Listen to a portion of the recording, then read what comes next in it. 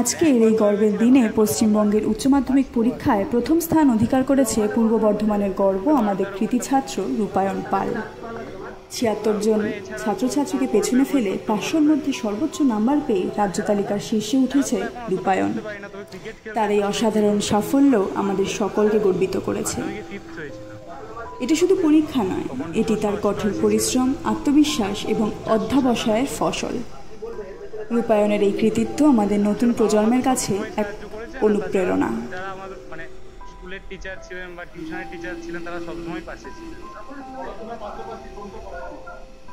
ওই মাঝে মাঝে গল্পের বই পড়তে বা খেলা দেখতে ভালো লাগে। আমার মেনলি গোয়েন্দা বা অ্যাডভেঞ্চার টাইপের গল্পগুলো বেশি পছন্দ।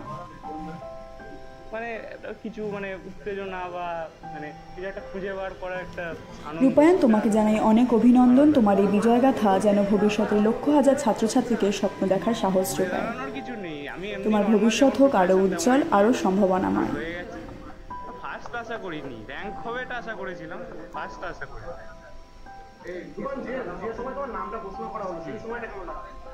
সেই সময়টা তো আমি তো দেখিনি, একটা চ্যানেলই তো শুধু দেখাচ্ছিল, আমি বুঝতে পারিনি। তারপর ফোন করলো কেউ একজন, তখন জানতে পারলাম।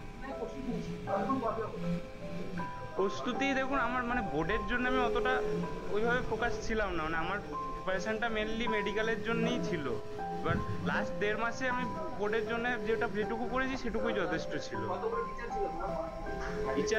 শুভকামনা রইল। তুমি যেন তোমার মেধা, মনন ও মানবিকতা দিয়ে সমাজকে গড়ে তোলার দিশা দেখাও। তোমার সাফল্যে আমরা গর্বিত। পূর্ব বর্ধমান আজ তোমার জন্য আরও উজ্জ্বল। এগিয়ে চলো তোমার স্বপ্নের পথে। আপনারা দেখছিলেন ট্রাভো নিউজ, শুধু খুশির খবর, ভালো খবর, যা কিছু বাঙালির।